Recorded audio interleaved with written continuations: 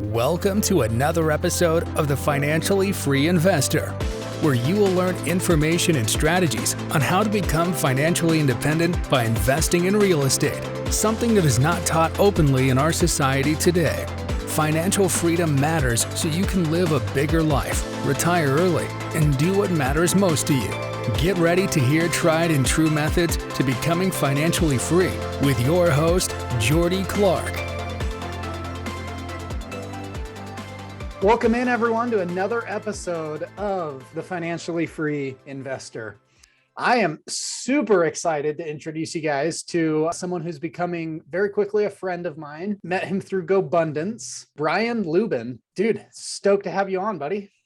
Dude, don't make me come give you a hug through the Zoom. You're in Florida. Are we friends? Utah. You're friends? Yeah.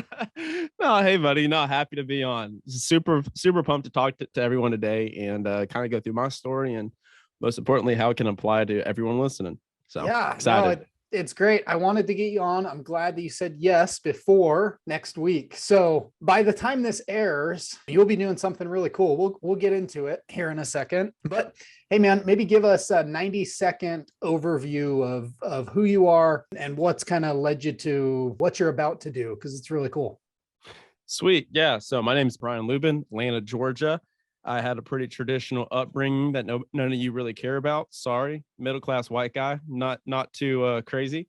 So went to college, graduated, went into sales, and I worked in a Fortune 500 sales organization for a couple of years, 5 to be exact. After 2, I made it to the top of the company. I was number 8 out of 5,079 on the. So I cracked the top 10 reps, got all the trophies, all the awards, everything that I ever wanted, and realized I didn't want any of it and none of it mattered. Discovered the concept of net worth and that I was worthless on paper because I was spending everything that I was getting as a 25, 24, 23-year-old kid making multiple 6 figures.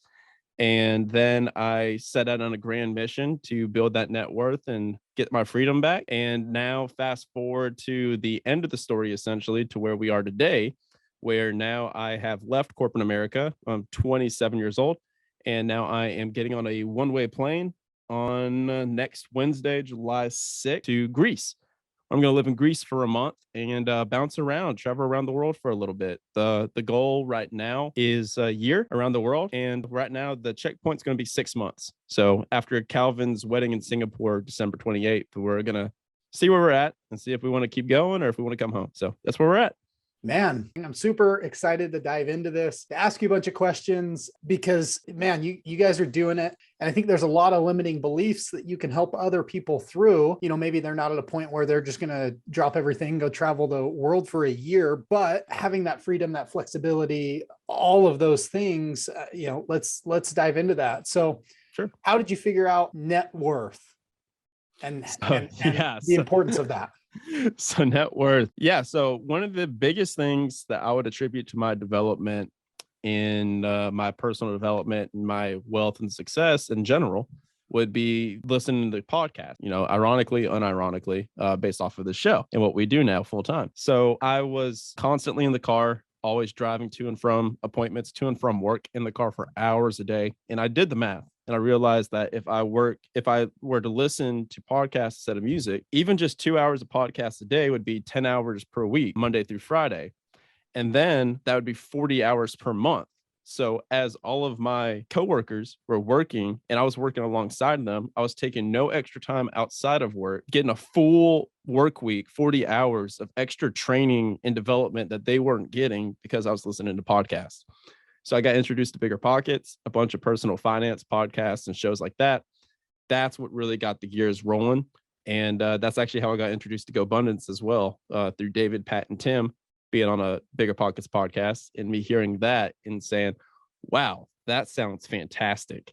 So that's where I got introduced to the concepts. And then I had to take some action on that, which we'll get into here shortly.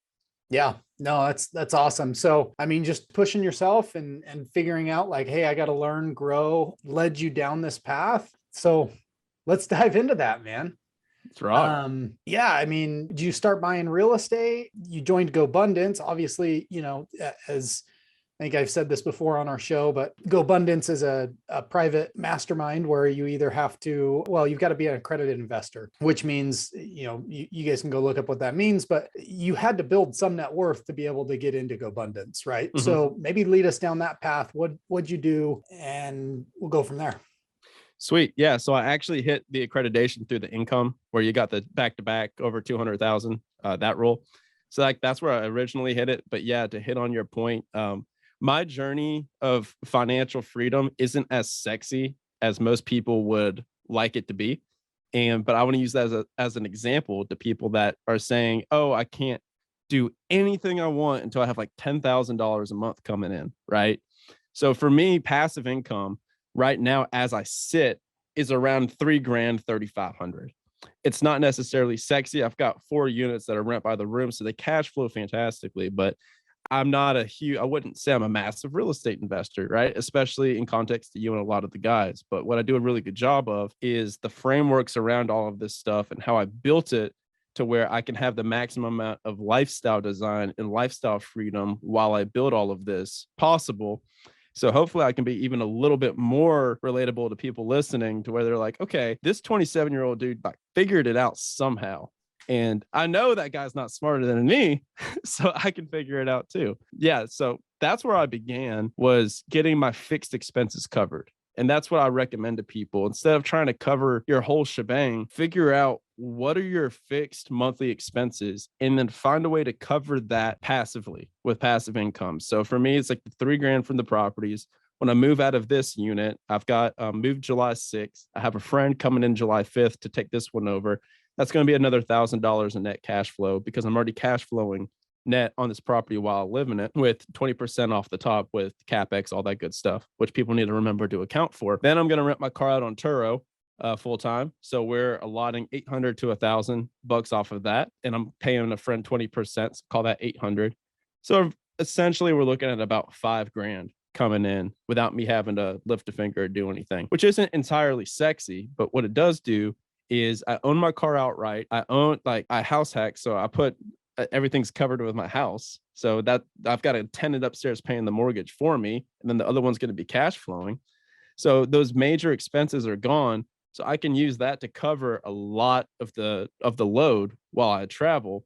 And then on top of that, I've built variable income sources, which I think is super important, and we can get into here shortly if you want to go there.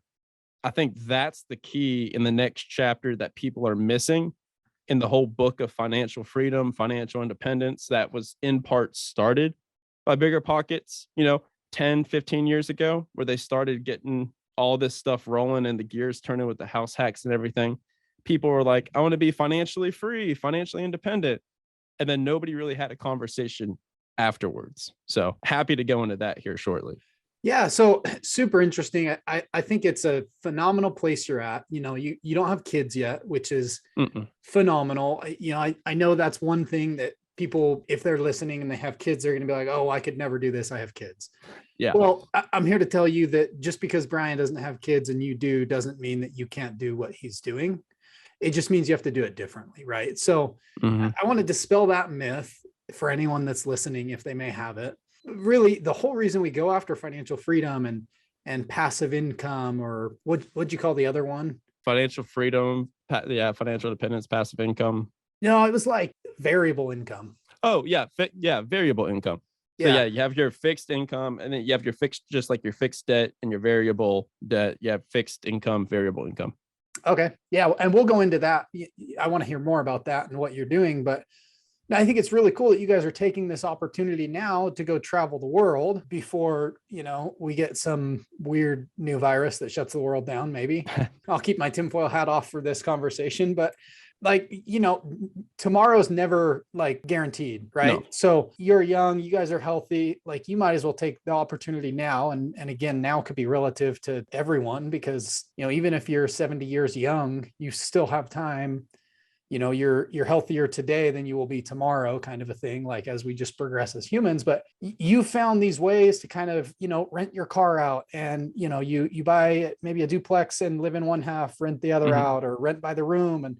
And that allows you freedom and flexibility that you wouldn't have if you were 100% responsible for the mortgage, right? Sure. So let's go into the variable income, and then I want to hear more about your story on why you guys decided to travel the world and kind of what your rough itinerary is, and how this income coming in from other sources that isn't you going to work 40 hours a week is going to help you get there. Love it. So first, to address something that you said that's super important. A lot of people will listen to this and kind of try to poo-poo on, oh, young guy, able to go, girlfriend, no kids. Of course, he can go do that. Must be nice. Not me. Everything that Jordy and I are going to talk about and all the frameworks that we're going to talk about today, because I've got it kind of broken down to like a 4-step framework that I like to apply to all of this to make it simple. This applies for your best and most exciting life. My best and most exciting life is traveling around the world. Your best and most exciting life may be moving to Colorado to pursue a candle making company that's been your secret closeted passion for the last 30 years, and you've just never been able to do it because you've been afraid of paying the mortgage or paying the bills. The goal of all of this is to just simply do what you want, when you want, with who you want. So apply that to whatever your best life is. For me, my what I want, when I want, with who I want. So I want to travel around the world while I'm podcasting and talking to people about, like, meeting new and interesting people and talking about new and interesting opportunities while I travel around the world. Like, that is my vivid vision. So step one, I always say, is start with the end in mind and get your vivid vision before you go on this journey, because it doesn't matter if you've got gobs of money coming in, making $50,000, $100,000 a month of passive income. If you can't answer the question, what would I do if money wasn't an object? What would I do? Most people can't answer that. So I tell everyone to start with that. Start with your vivid vision, the 3-year vision. And that's a book by Cam Harold called Vivid Vision. Start with that before you even begin this journey.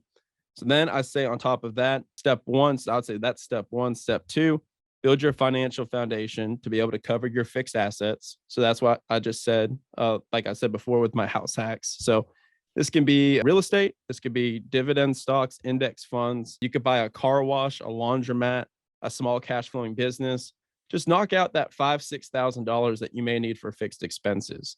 And if you're $10,000 and plus in fixed expenses, that's when you start having a conversation of how you can bring it down just a bit, because we're not talking about variable, which is your food, your entertainment, all that your living expenses. We're talking about just your mortgage, car payment, stuff like that.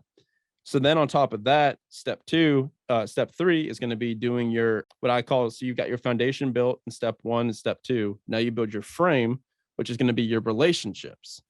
So I say to spend all your time and energy and resources on building a community of people that are on the same journey as you or have done the journey. They're at the finish line. So build an entire community of peers and mentors that can walk this journey with you.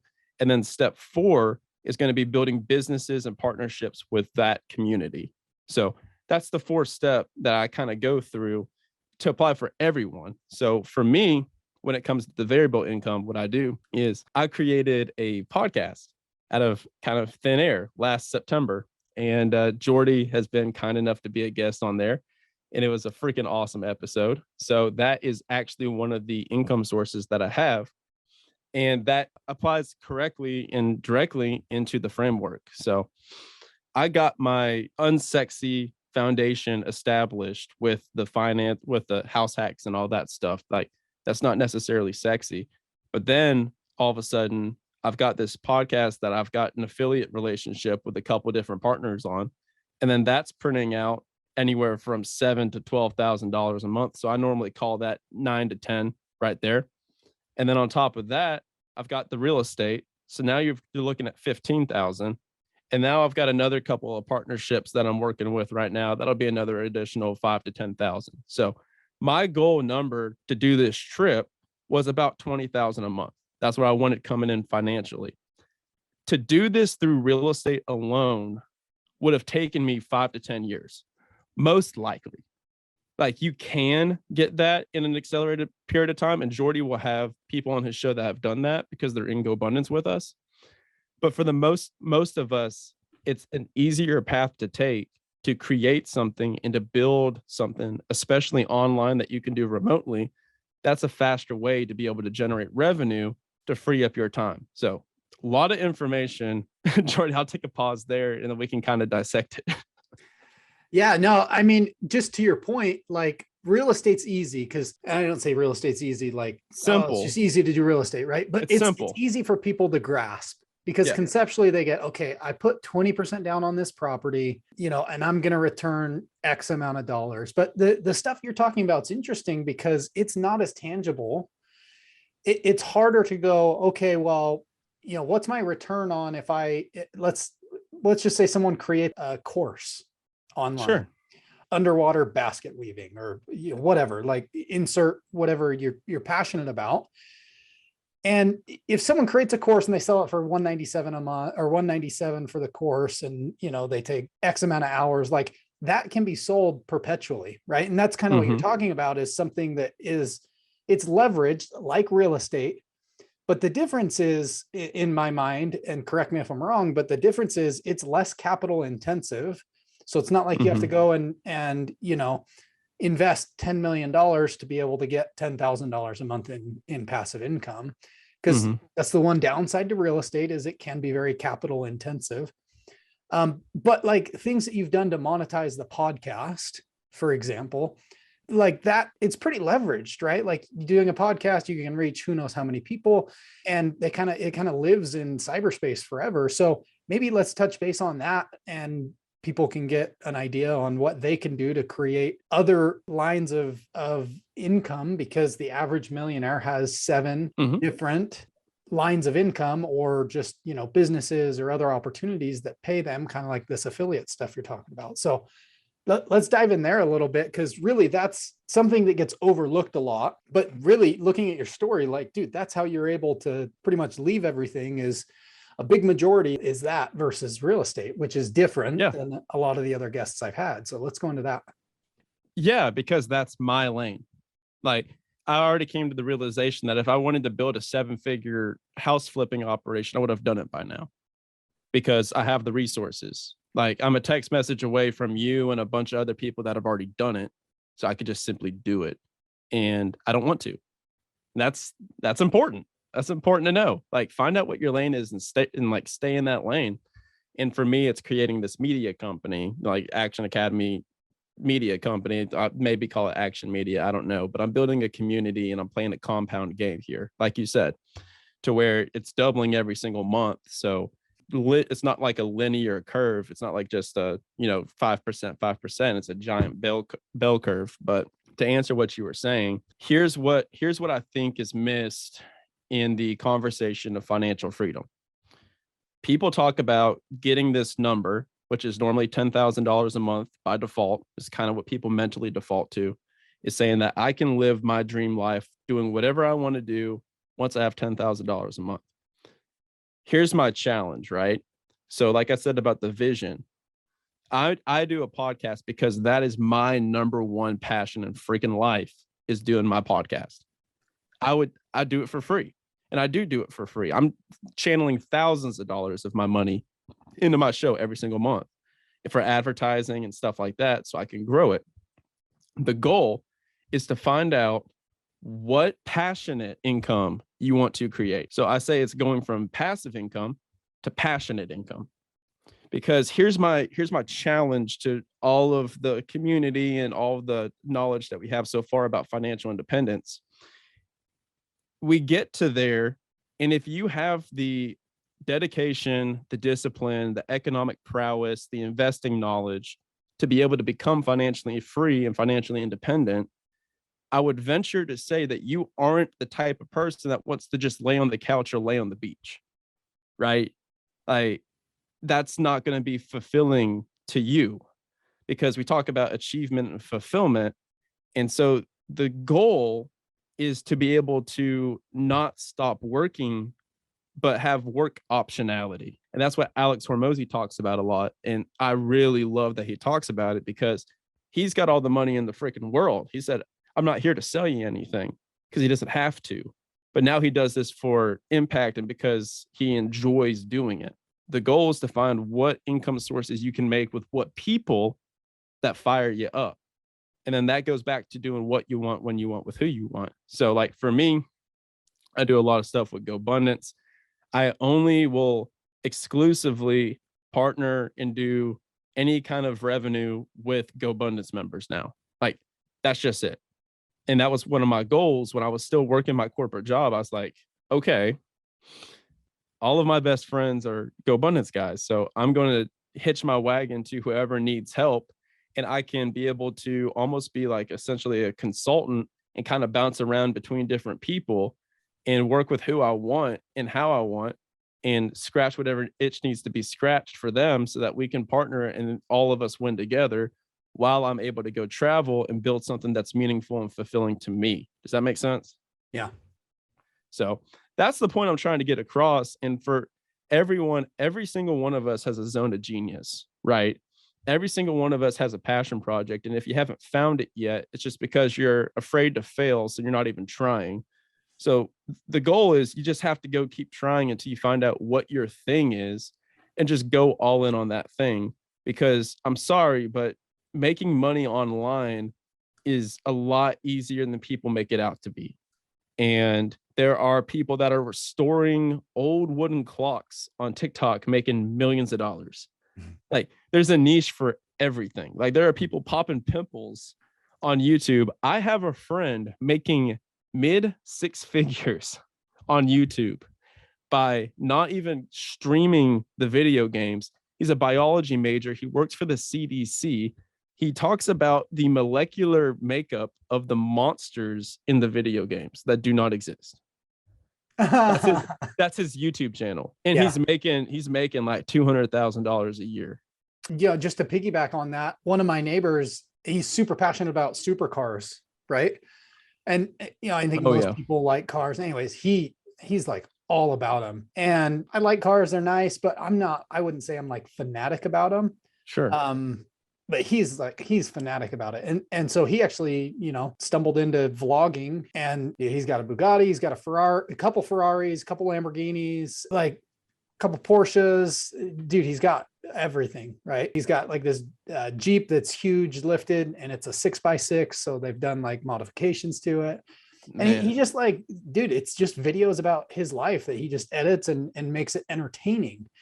So you're right, dude. Like, man, anyone can make money doing anything. Yeah. And here's the kicker, right? It's like people talking about the passive income and real estate and all of that. And it's like, for me, from all the people that I talk to on my show, like I'm interviewing like you, Jordy, like I interview 7 to 9 figure entrepreneurs on the show almost daily for my podcast.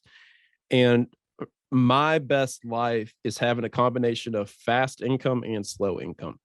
Like, I want the crock pot money. It's like Matt Aitchison. He goes like, you want that crock pot wealth. It's like you let it simmer and stir and season, and it takes time. And then he's like, you got a little bit of microwave money too, microwave money, crock pot wealth. And so for me, and Mike Ayala too, I was like, I want to funnel all of my income into cash flow producing real estate. And I still will continue to do that.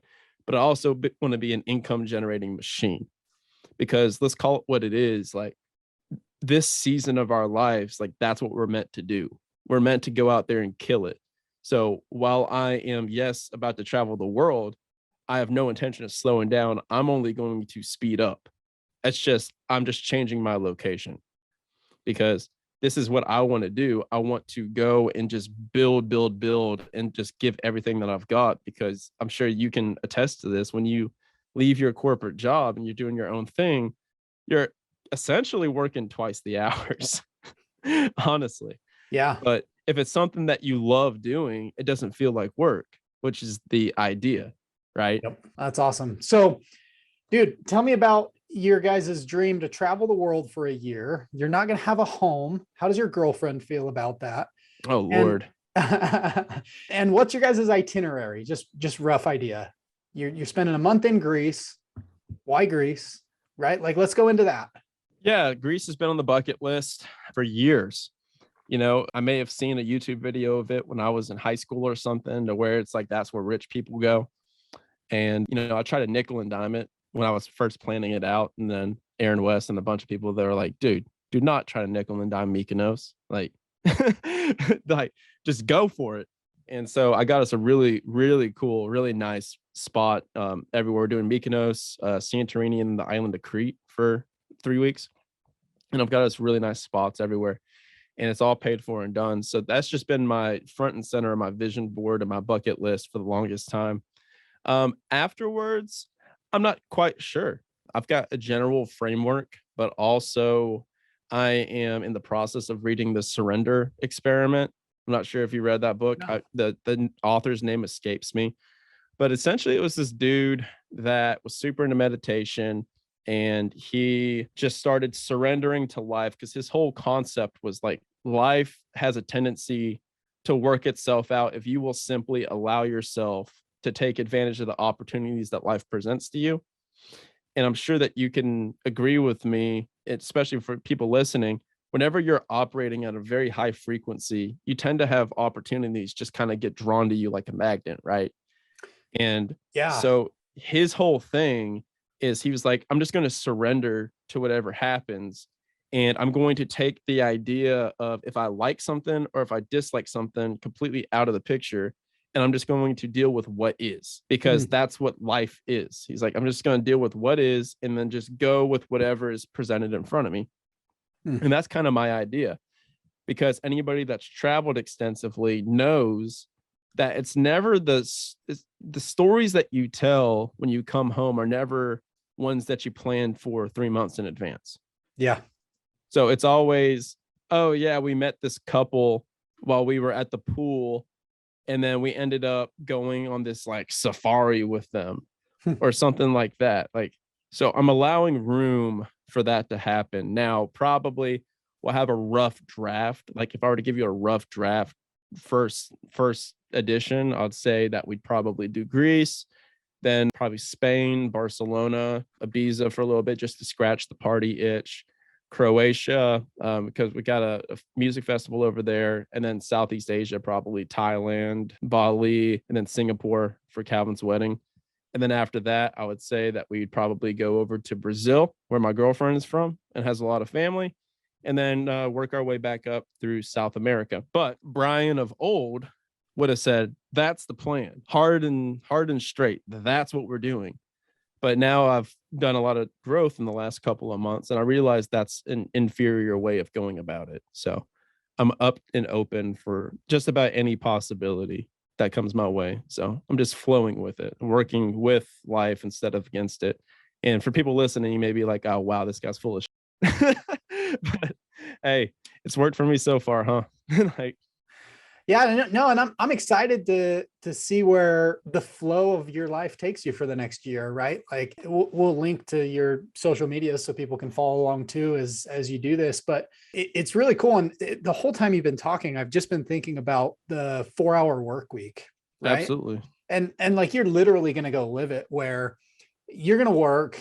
You can work remotely you set your life up to this. It's not like you just decided one day and all 3 years you're here. Yeah. But you've worked up to this point, and now you're going to go take a year, and you'll still work. Like you're not doing nothing, but it's going to be more leveraged work that you can do wherever. Like I think COVID probably helped out with a lot of this for people, just like work from home and seeing that like, hey, you can do things from like, you don't have to be in the office. Right.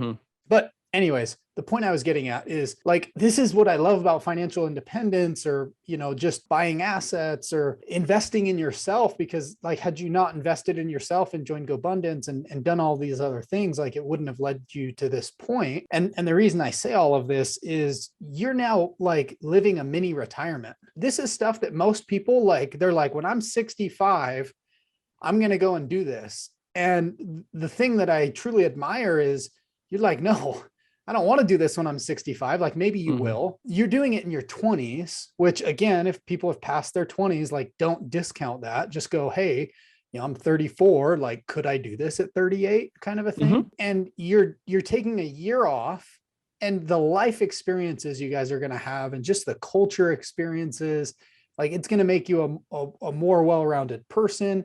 I love that you're going to go to Brazil. I'm excited. Yeah. I appreciate it, man. And a couple of different spinoffs there come to mind. One is which the reason the idea that all this was planted from, the seed that was planted 3 years ago was David Osborne. He's one of the founders of Go Abundance. When he was 26 years old, he went and saved up $25,000 and traveled around the world for a year, broke, like not making income, just lived off of $2,000 a month. Now, that'd probably be like 50,000, 100,000 now in today's dollars with inflation. But he did that. And then he came home at 27, broke. And then now he's worth north of $150 million. So in my mind, to rationalize it, I was like, well, obviously, if I want to be over $100 million, I got to go quit and travel around the world for a year. So I've got an advantage, because I've got assets and I'm 27 at the same thing. So that was where the idea was sparked. But also to your point of 65, if you want some statistics for people that are listening that are investors, I've got statistics, right? So these are the percentage. So we view this investment of, you have your first 25 years where you're learning, you're in elementary, middle, high school, college. Then you have your next 40 years, which is work, employment. And then you have your last 20 years, God willing, where it's retirement. And so this 40 years, you're sacrificing, investing 40 years for that last 20 years. And in this 40 years, here's the percentages of freedom that you have. You have 25% of your day to do whatever you want. And this accounts for 8 hours of sleep, 8 hours of work, 2 hours of commute. You have 25% of the hours of the day to do what you want, when you want, with who you want. And that's raising a family, making dinner, sports, all of that is within there. Having a relationship with your spouse. That's all in that 25% window. Your week, you have 28% of your week. And that's accounting for 5 days out of 2 days out of 7 days. You have your weekend. So you can do whatever you want on your weekend. For your year, you have 3%. So that's 2 weeks out of 52 weeks, which is the normal PTO. You have 2 weeks of PTO.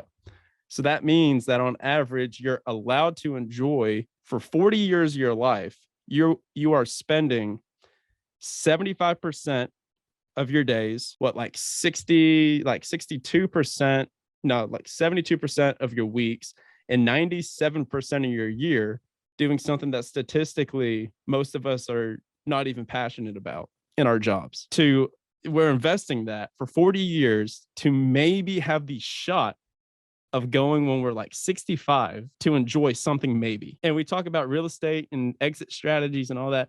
That sounds like a terrible exit strategy to me. You know what I mean?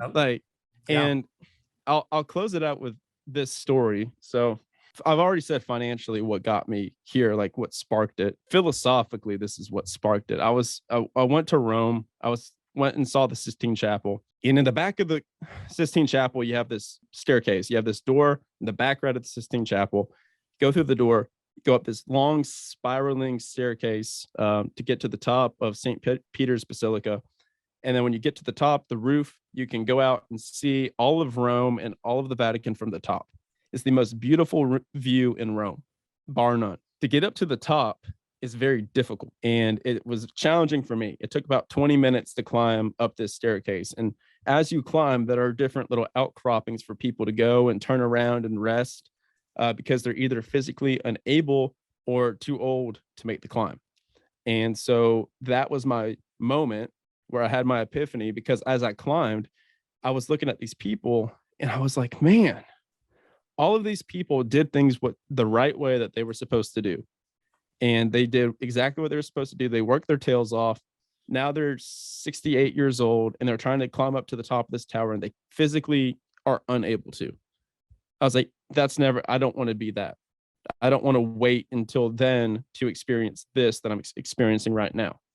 And that was my moment to where I was like, okay, cool. I'm going to bake this in throughout my life. So that's kind of what led to it. Yeah. No, and man, just the whole baking that in throughout your life. Like a lot of the times, I think we're just conditioned like by our society. You work 40 hours a week for 40 years so you can enjoy the last 15 or 20, right? Don't question it. And and don't question it. And even today, like I fall victim to that, if you will. I do too. Where I'm like, man, like I gotta grind right now. I'm 32. Like I gotta just grind this out. But then there's the other part of me that's like, dude, your kids are 6 and 2. Like, why not go take a month and go live in Puerto Rico? Right. Mm-hmm. So like, my wife and I, we are literally going to sometime this month, we're going to sit down and go, okay, the next 5 years, here's what we want to bake into our life, right? Like here's our bucket list for the next 5 years. And in there, we're going to have a couple of things where we go and live in a different country for a month or 2 or 3, because like, dude, we'll never get the opportunity to be this young with our kids and do this again. So like, why not? Right? Like, just means we have to change our goals so that we can go and do it. Like that's our target. And again, all of this that we're talking about, like maybe your version of it, maybe you have grown kids right now listening to this. Maybe you have kids in high school. Maybe your version of this is even to the degree of leaving that super stressful job that you have to where now you have enough income coming in from real estate, side hustles, what have you, to where now you can leave that super intensive job to go to something that pays a little bit less, but that still gives you the insurance benefits and gives you everything that you need to support your family. But you have, maybe you're part-time and now you have way more time to be able to go to your kids' soccer games and coach their little league team or something like that. You know, it's just apply these frameworks to whatever fires you up, because at the end of the day, if you want to wrap all this up with a bow, the goal is to build a life that you don't need a vacation from.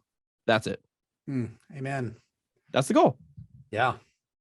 Normally I ask 3 questions. I already asked you the first one, how you got started.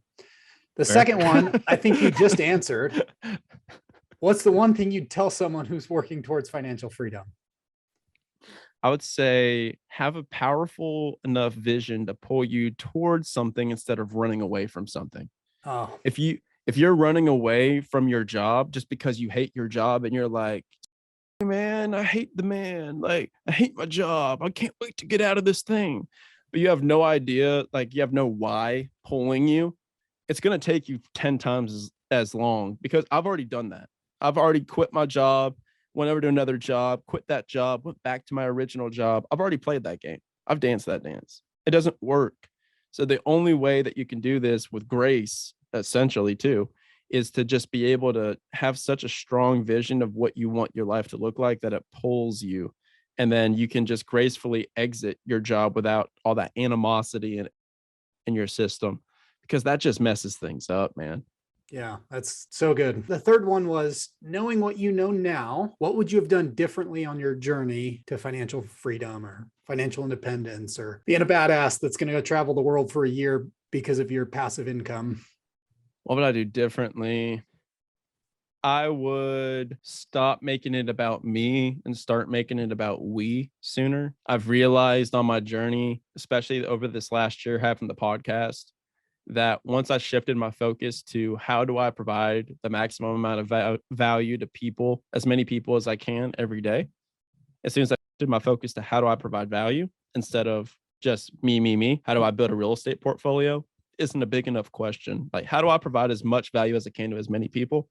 It's a better question to ask. And it accelerates your wealth building and it accelerates your goals 10 times faster. So I would say getting out of my own way and stop thinking about Brian, start thinking about the rest of the people and how I can just help them, because then when you help others, you help yourself. Yeah, that's so good. And I think it was Zig Ziglar who said, yep, if you just help enough people get what they want, you'll get what you want. Oh yeah. Times 10. Well, Yes, I want to be sensitive to your time. I know that you probably got to go meet some people on Craigslist to sell some stuff, because you're T-minus 6 days. Well, how can people continue to follow along other than follow along to the Action Academy podcast? Mm-hmm. And maybe some last words of wisdom. Sure. Wise old soul. Yeah. The only reason I'm wise is because I surround myself with all you badasses. So I would say best way to follow is if you go to the website w2toworldtravel.com, you will be able to download my free book. I wrote all of this rambling that I've done today in a 30-page guide for free, and you can go download that. And it will give you the step-by-step framework that we talked about today about different resources on how to hit financial independence and how to decide what your passions are and build a business around that. 30-page guide for free, w2toworldtravel.com. Besides that, Action Academy podcast. That's what I'm most passionate about. 7 to 9 figure entrepreneurs, 5 episodes a week. because I was already doing 2 and 3. And then I realized, I was like, well, how much more difficult would it be to do 5, just to be able to lay my head on the pillow at night and know that I couldn't have worked any harder? So that's what I do. That podcast is my number one passion. Instagram, Action Academy Podcast, or Brian Lubin. I'll be posting a bunch of content about like where I'm at and stuff like that. So give me a follow there. And besides that, man, just talking into a microphone. I'll be taking this bad boy around with me. So can't wait to do these interviews in Greece and all around. And maybe we can do a follow-up when we're bouncing around. So super fun. Yeah, that'd be great. I love your story. Love who you are, the authenticity. It's amazing. So thanks for coming on. I hope a lot of people got value and can go use these resources to live your best life, because the most important thing is not that you guys compare your lives to mine or Brian's or anyone else, but like go find what you're passionate about and get after it, because like life's too short to not. And there's an abundance of everything in this life. Just go out and get it. Cause I think, on a spiritual side, that's why God placed us here. Like, exactly. I don't think he intended us to be, rats in a cubicle for 40 years. Like he wanted Brian to go and see all these beautiful creations that he has, whether it's, through his hand or through the hand of his kid or his children who, created an amazing, the Sistine Chapel or whatnot. Like, the world is big, go explore it. So with that, we're going to sign off. Thank you, Brian, for the conversation. We're excited to see where you go, man. Thank you, brother. Appreciate it. All right. We'll see ya. See ya.